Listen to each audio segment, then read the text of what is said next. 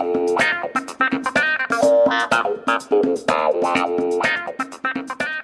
everyone, it's David Sirota. Today, we're sharing an episode of the podcast Deconstructed with Ryan Grim, who's the Washington bureau chief of The Intercept, an award-winning investigative news outlet. If you like Lever Time with me, David Sirota, you're definitely going to like Deconstructed with Ryan Grim. So be sure to subscribe to Deconstructed right now in your podcast app. Just search for Deconstructed on your favorite podcast player.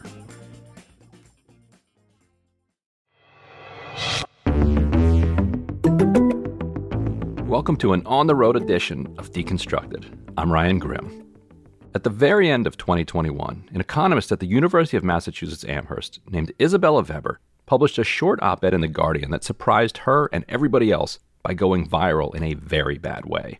The leading lights in her field annihilated her for it. Paul Krugman called her truly stupid, and lesser-known figures called her much worse. Her crime had been to strike at the heart of free market economic orthodoxy. Weber suggested policymakers should learn from the past and do something directly about soaring prices rather than trying roundabout solutions like slowing down the entire economy and engineering layoffs. But the idea that the government could ever have any direct say in setting prices raises profound questions about the nature of the economy and whether it falls properly within the sphere of democratic control or whether it lives outside of it like some otherworldly force that we can only communicate with indirectly. Yet that's not how it really works. So when Weber raised the example of American policy in the 1940s, which was guided by the economist John Kenneth Galbraith, she had to be ridiculed rather than treated seriously. During the Roosevelt administration, Galbraith was a top official at the Office of Price Administration, which was in charge of, yes, setting prices. The idea Weber put forward was anything but radical. Here's what she wrote in The Guardian. Quote, "Today economists are divided into two camps on the inflation question. Team Transitory argues we ought to not worry about inflation since it will soon go away. Team Stagflation urges for fiscal restraint and a raise in interest rates. But there is a third option," she writes. "The government could target the specific prices that drive inflation instead of moving to austerity, which risks a recession. To use a metaphor," she went on, "if your house is on fire, you would not want to wait until the fire eventually dies out. Neither do you wish to destroy the house by flooding it. A skillful firefighter extinguishes the fire where it is burning to prevent contagion and save the house. History teaches us that such a targeted approach is also possible for price increases." Now, it's been quite a journey for Weber since that pile-on. Much of what she argued has been proven to be correct, and 2 years later, she's now a sought-after advisor by major industrial economies. She was recently the subject of a profile by reporter Zach Carter in The New Yorker, and her critics, meanwhile, have been made to look foolish. Larry Summers, for instance, has consistently attacked the Biden administration for too much spending, which he says caused inflation, arguing that the Fed needed to heavily raise interest rates in order to get unemployment up to something like 6%. Here's one appearance he made on Bloomberg, where he called for millions of people to be thrown out of work. Now, since this is an audio-only podcast, you can't see that he did this interview while literally on an island getaway with the ocean as his backdrop. Doesn't the Fed, Larry, have to push people out of jobs? I mean, right now, everyone is earning money and able to pay up as much as they need to for goods and services. But in order to bring inflation down, they're going to need unemployment at 4.5%, 5.5%. I don't know what NAIRU is right now, but maybe you have a view. Is that going to bring a political backlash? Matt, my guess is that things are much less good than the Fed has supposed. My estimate would be that the NAIRU is now near 5%. I don't see how you can fail to think that the NAIRU has risen substantially when you look at how much there's been an increase in vacancies at a given unemployment rate, what economists call the beverage curve. When you look at the big increases in quit rates that we've seen, when you look at wage behavior, and I add all that up, and I see a difficult situation where I think that to start bringing down inflation, we're going to need to get above the NAIRU. That's probably somewhere in the 5% range, and I think we do have to achieve some meaningful amount of disinflation. So I've said that I'd be surprised if we get to the 6%, get to the 2% inflation target without an unemployment rate that approaches or exceeds 6%. There's a tiny bit of jargon in this clip, but it should be understandable. When the Bloomberg host refers to NAIRU, he's talking about the concept of the non-accelerating inflation rate of unemployment. That means that if unemployment is below what we think is the NAIRU, we'll have inflation. The theory goes, if the true NAIRU is 5%, then we have to have at least 5% unemployment to avoid inflation. The other jargon in there is the target of 2% inflation. That means that the Fed is trying to manage the inflation rate so it hovers right at 2%, not below and not above. And the Larry Summers tool to get there is to try to guess what the NAIRU is and push unemployment above that level.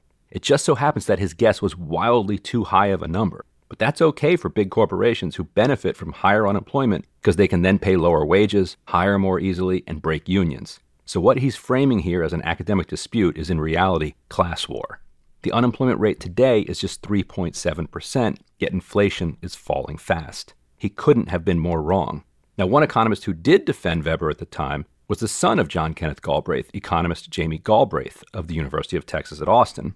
I first met Jamie back when he was advising House Democrats on how to respond to the great financial crisis in 2008. They didn't take his advice, and we all paid the price. Now, as some of you already know, during the pandemic, when they closed D.C. schools, we moved our family up to southern Vermont, where public schools were still open in person. It was the best decision we could have made, and coincidentally, it turned out that Jamie was, by Vermont standards, one of our neighbors. We came back up here for a visit recently and recorded the episode on his porch at the home he grew up in, and where his dad wrote some of the most influential economic works of the mid-20th century. Galbraith's ideas became the target of the neoliberal counter-revolution launched by Milton Friedman, which is sadly, in many ways, still dominant today. Here's my interview with Jamie Galbraith. How did your father wind up here? I mean, you told me this story once, but I'd love to hear that again. Well, this was in 1947, and he was just returning, I guess, to Cambridge at that point. No, he was still in New York, and they were looking for a summer place, came up to Newfane, were staying at the inn, which was also half of the building was also the jail. And as far as I know, he wandered up the hill on the basis of somebody's recommendation, saw this house and property and bought it without having notified my mother that he was... Like as if he'd gone off to get eggs. Sort of, yes, yeah. And my mother came up and eventually looked at it. She noted in her diary that it was a Charles Adams landscape, that because the meadows were very unlike what you see now. They were basically scrub. The forests were far from being mature. The farming had been abandoned, I don't know, some decades previously, but they were not. The forests were not fully grown up. And over the front meadow, you could see the beavers had arrived relatively recently, and so the beaver swamps were full of dead trees. And that was And when was this house first built? Parts of it were built in the year we have is 1776, which I think is accurate. But then it was expanded until the last part, which is the kitchen, was probably built in the 1920s. Which you had mentioned it ties in to Revolutionary War history. Correct me if I'm wrong, it was something about the way that when they cleared some of these forests for farmland, it produced a population boom that then was able to, was hitting its stride right around the time that... Yes. It's interesting. We're on a hilltop here, and the original settlement was on the hilltop. So this is part of the original settlement. At the time, the forests were entirely cleared, and they were cleared from the hills down because the trees were thinner. The soil was very bad, but the trees were thinner. Those two things went together.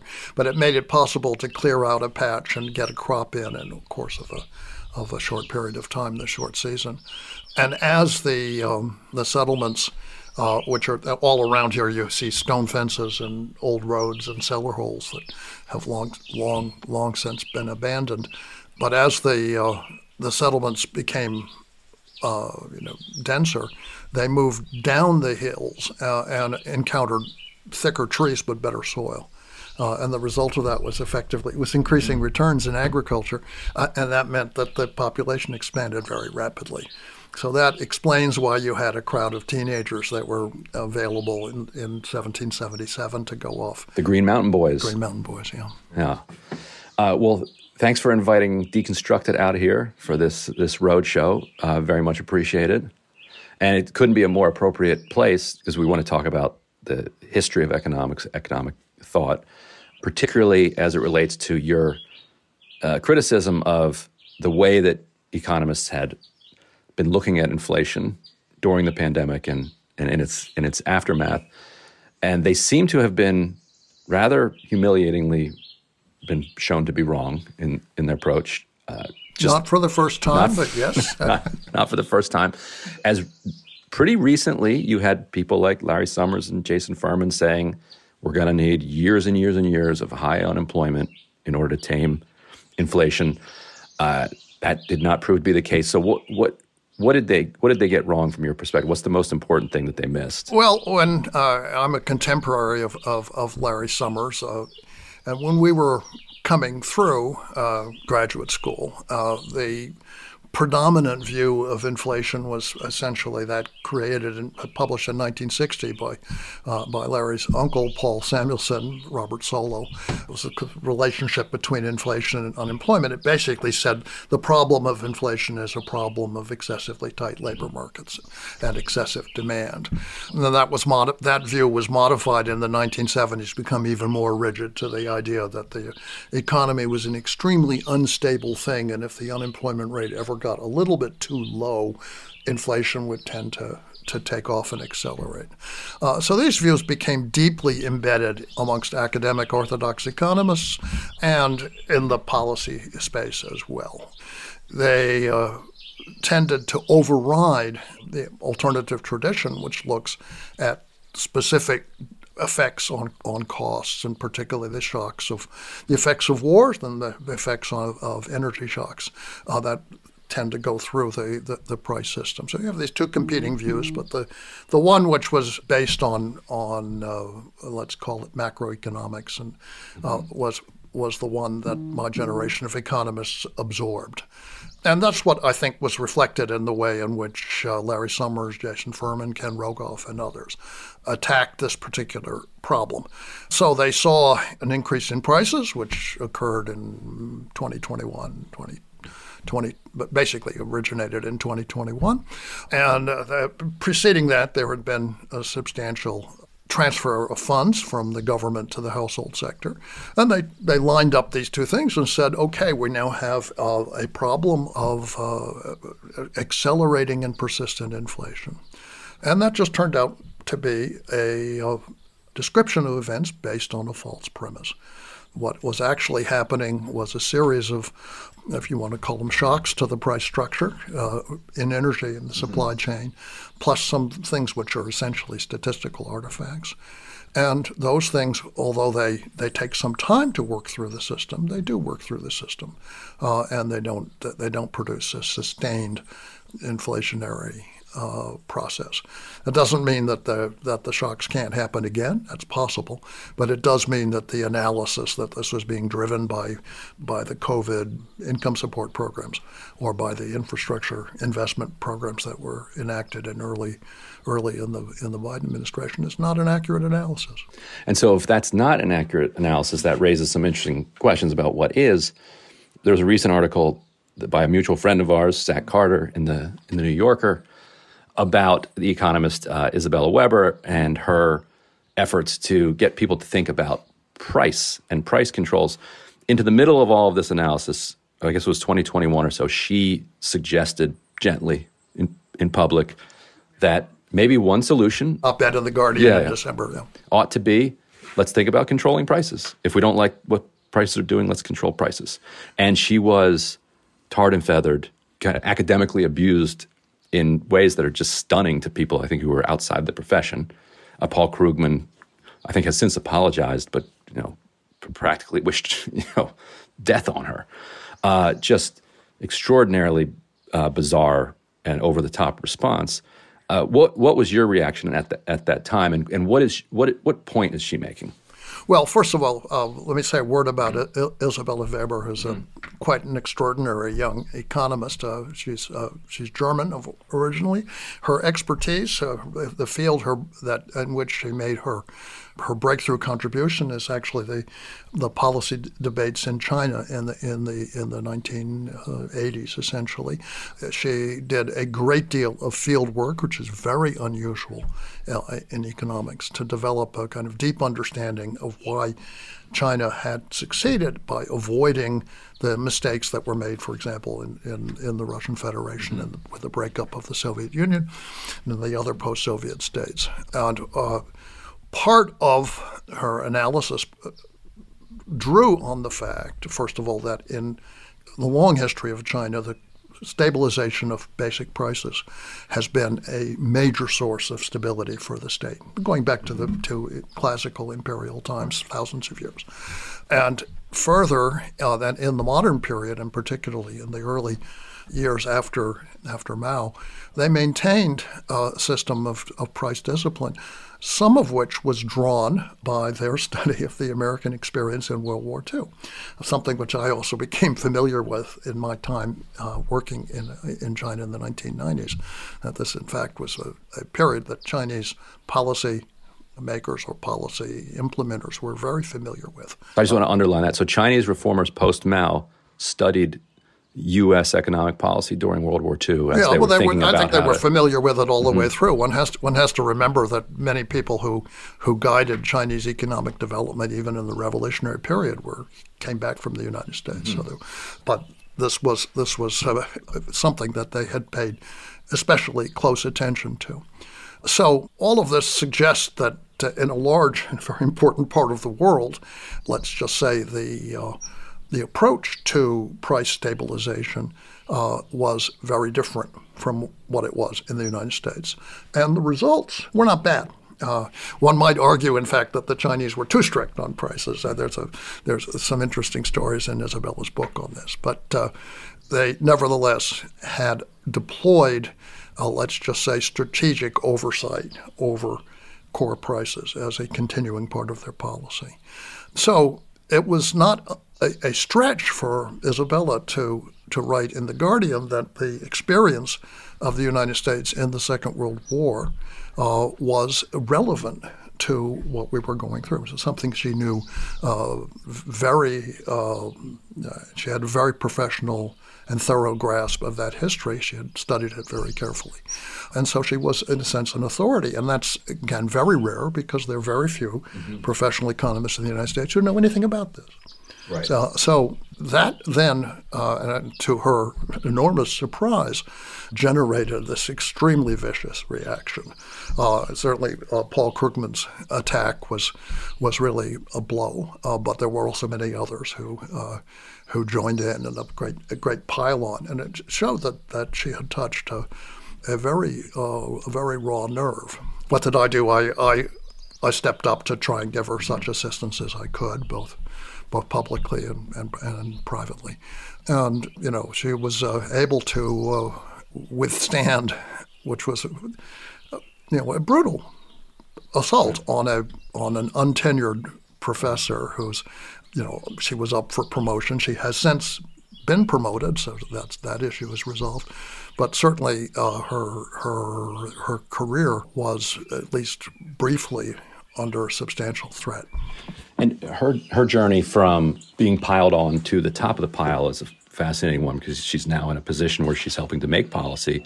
But before we get to that, nobody's in a better position really to talk about that World War II experience than you. Your dad was one of the the leader of implementing this policy. So what is it that Weber is looking back to when she says that we ought to look at American policy in World War II? Well, at the start of the Second World War, there was an agency called the Office of Price Administration, originally Price Administration and Civilian Supply, which my father became the deputy director for prices. And that gave him authority, essentially, over every price and wage in the United States. From May of 1942, this was under something called the General Maximum Price Regulation. And the basic way it worked was that there was a base of price set in March of 42, and to go above that price, you had to have the approval of the OPA, which then meant that people had to bring a case to the agency, which rapidly expanded to be about 17,000 people. And then they quickly started moving to create schedules so that they didn't have to review every case on an ad hoc basis. And that method for keeping prices under control was reasonably successful. It was replaced in May of 1943 with what was called the hold the line order that basically froze all prices until the end of the war, and that held up until price controls were abolished in 1946. So this was a period in which, given the extraordinary pressure that the wartime demand placed on the economy, total spending, GDP doubled, GNP doubled in the 4 years. And there was, of course, most of that increase was for things that could not be consumed, as is military needs. So there was a lot of income that people had that they could not spend. And in order to prevent them from or discourage them from hoarding and buying commodities, they had to have confidence that prices were not going to rise, and that's what OPA provided. So it worked in two ways. One was to physically restrain the increase of prices of core commodities, and the other was to give people confidence that if they bought Series E bonds, victory bonds, at 2% interest rate, that the purchasing power of those bonds would hold up, so that they would then have something, a financial asset that would serve them into the 1950s and 1960s. And that was, between those two aspects of the policy, a very successful approach to the most dangerous kind of inflation, which is wartime inflation tends to be very demoralizing and very destabilizing, and particularly if you have some national purpose that needs to be achieved, which is the case in a war.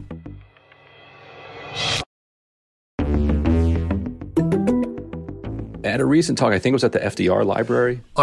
Yes, I gave a talk on this at the FDR library. You mentioned there that another effect that it had, and maybe this wasn't the intended effect, but it was, to me, a feature of it, that if you're a business owner or an investor and you're looking to kind of maximize your profits, the one way you can do that is by driving up your price and just charging more for your product. Mm-hmm. If you're prevented from doing that, then your two options are to increase your productivity and increase your volume, which then produces actual genuine economic activity and a benefit for the society rather than simply marking up your prices and taking an extra profit margin.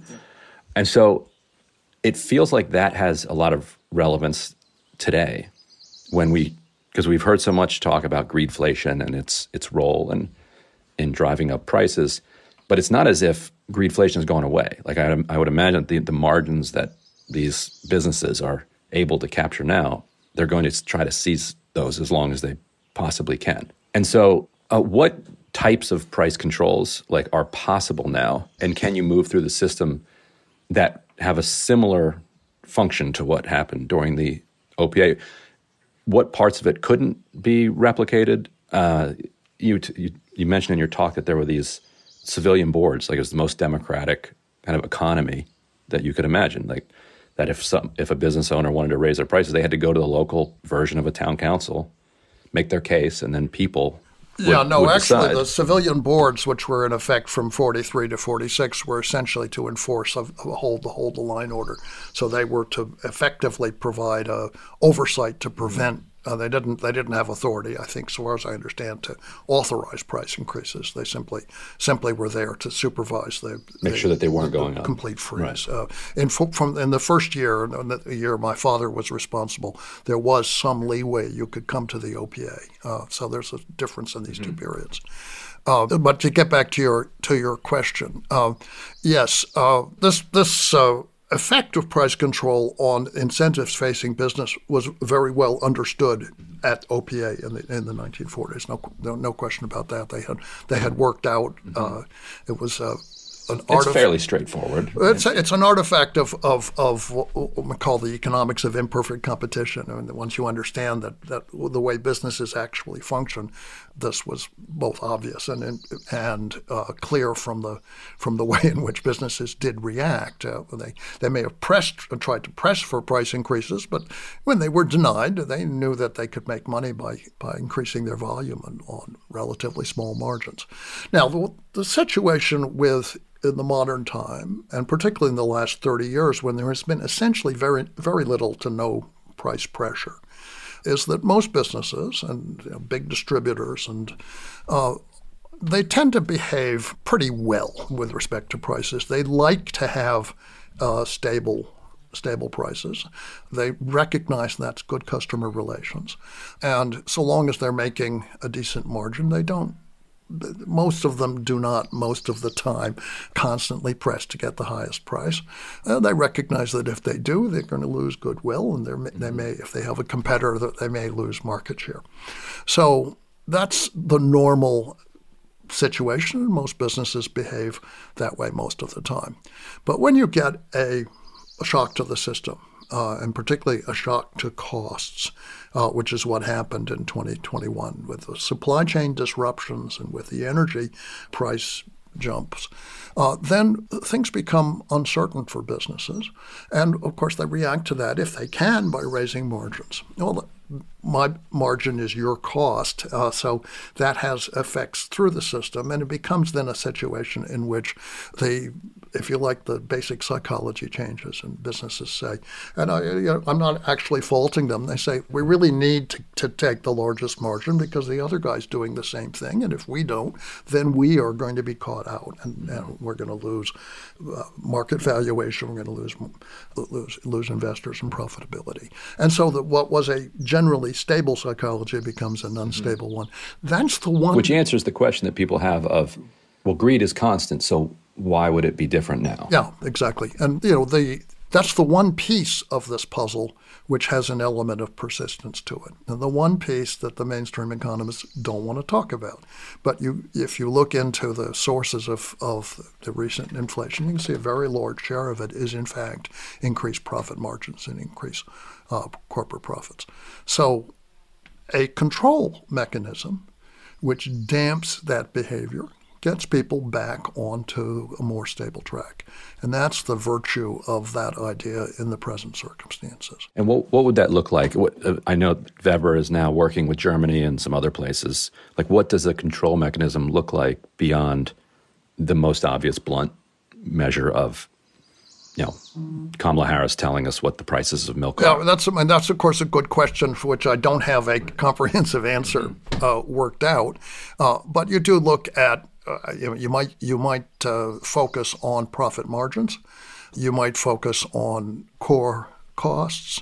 What you want to do, though, is essentially try to move people back toward a base period and hold them there, making adjustments as you move along. It requires having an autonomous authority in the government which is not under the control of the lobbies, and therefore not under control of, let's say, members of Congress who are controlled by lobbies. You have to have a certain amount of... Like a Federal Reserve, but for prices.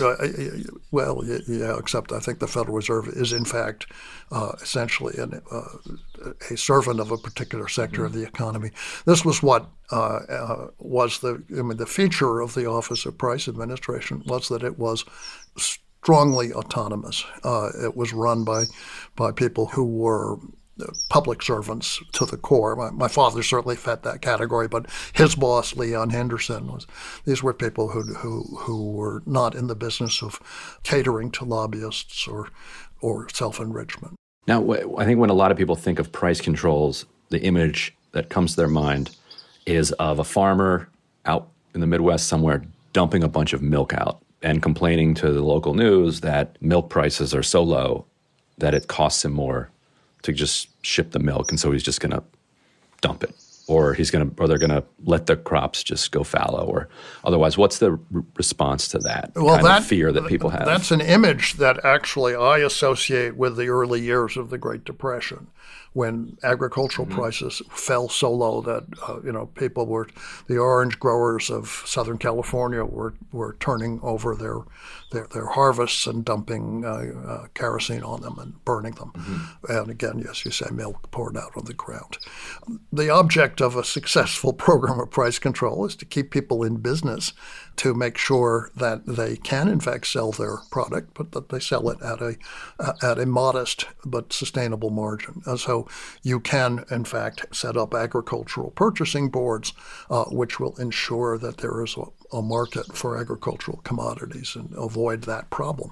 Sure, anything can be maladministered, anything can be screwed up, but the point is that the situation we have now has a certain instability to it, and a program of strategic intervention could be a useful way of reducing that instability. Can you talk a little bit about the way that price has come to be understood by the mainstream economics profession, and the way that the idea that price could be under democratic control really was, as far as I understand it, the real battle that was fought in the 1950s, 60s, 70s, but has vanished as a battle. It is now just kind of assumed that is off the board, that these are kind of matters of physics rather than matters of laws.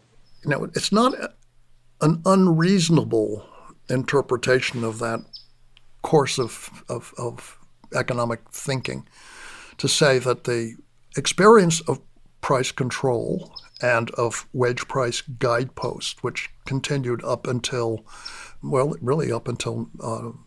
first days of Reagan's administration in 1981, when the last vestige was abolished, Council on Wage Price Stability in the White House, that the idea that the price mechanism, freely adjusting prices, is the core of a well-functioning and efficient economy, was in a sense aimed at demolishing those structures and removing them from the sphere of legitimate discussion. And we're very successful in doing that. But the reality is, first of all, that no modern economy, certainly, and I doubt that any economy actually, in even going back to classical times, any real world economy has ever actually functioned that way. And the assumptions required, even in theory, to make a freely price adjusting economy into an efficient system are assumptions which basically violate it. They're completely unconnected to the world in which we actually live. They rest on the notion of so-called perfect competition, in which every business is a very small operation competing with many other identically situated very small businesses to supply equally disorganized vast numbers of independent households. And that's not the way the world is organized. In fact, practically every major line of activity, is organized through structures in which a relatively small number of major enterprises are involved. And this was, again, the realization in the 20th century that you could, in fact, control prices was based on the fact that they were large organizations that were already controlling them. So you simply shifted some of the authority to an institution that was serving public purpose rather than relying on the good behavior of individual enterprises. And despite what feels like the complete victory of the kind of Milton Friedman view of prices, it does actually feel like there are still assumptions embedded in us as people that price controls are important. And what I'm thinking of is Biden's use of the Strategic Petroleum Reserve, that was very directly a White House effort to control prices. Absolutely. And it was a successful effort. They were faced with a major spike in oil prices, which followed a major slump in oil prices. And what happened in the slump in 2020 among other things, was that the price of oil properties, for example, in the Permian Basin, fell to very low levels, which meant that they were a very good bargain for private equity and others to move in and take control. Those entities, their behavioral pattern, their focus is on shareholder return. They're not out to maximize production. They're out there to increase the return to their investors. And so, and you could read about this in the press in Texas, in the oil country, when demand recovered, they had a plan for increasing production, but it was not to increase production to meet the demand, but something below that and allow the price to rise dramatically, which is what it did. And the effect of that was that on the barrels that you were producing, you enjoyed a very healthy windfall. The White House, obviously aware of this process, stepped in with the releasing from the strategic reserve, and that then caused a peak and a decline in the price of oil. The price of gasoline, which is what ends up in the consumer price index, follows that process with a lag. And that's the price, which, of course, is politically sensitive. That's what people see at the pump. Are there other examples of that an administration could handle? Because it feels like an aha moment for a White House to say, oh, wait, it is politically popular to control prices. We can control prices. We're going to be punished, because a lot of the political debate, you hear Republicans attacking Biden for the price of eggs or the price of this, that, or the other thing, but you never hear them suggest what they're going to do, like if they get into power. Well, there were a range of things in the supply chain that were affected by the pandemic. Obviously, the delays in the buildup and congestion at Long Beach and Los Angeles for a certain period of time was a factor driving up shipping costs and delivery costs. And again, the administration did have people working on that problem, which eventually gets smoothed out.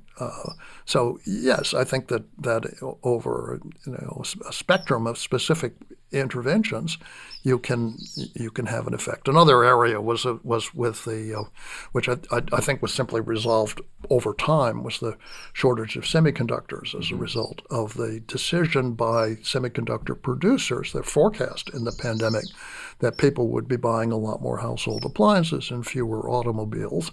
And what they then didn't produce the semiconductors for new cars. New car production got jammed up. And the effect of that was to drive up used car prices. Used car prices you can't control. Those are set in that's an asset, which is basically anything the dealer can get you to pay, you will pay. Right. So they rose by 50% or so, and that shows up in the consumer price index. So again, these are supply issues which can, in fact, be addressed and resolved. It may take some time, but they're not related to some notion that households had too much money to spend. The fact that Weber is now, an in-demand policy advisor around the world, with countries asking her, what can we do about prices? How can you help us? Shows that there's some purchase there in government spaces. But I'm curious, in the economics field, is there any more openness to this way of thinking about the economy, or is there going to have to be an entire new generation that comes around? I think it's very hard to get serious openness on this question. There were some measures taken in Germany, and Isabella Weber was involved with the commission, and I think it was basically her idea for a price cap on natural gas for households that was implemented. But the reality is that in order to do this, you have to have governments that are seriously capable of implementing that policy, and that means they have to be somewhat independent of the mainstream economists. And the economics profession has become so hidebound in its views on these matters and so committed to a particular ideology that one cannot be optimistic that sensible ideas will prevail anytime soon. And you also mentioned that there was one day where Keynes himself walked in for a meeting with your father.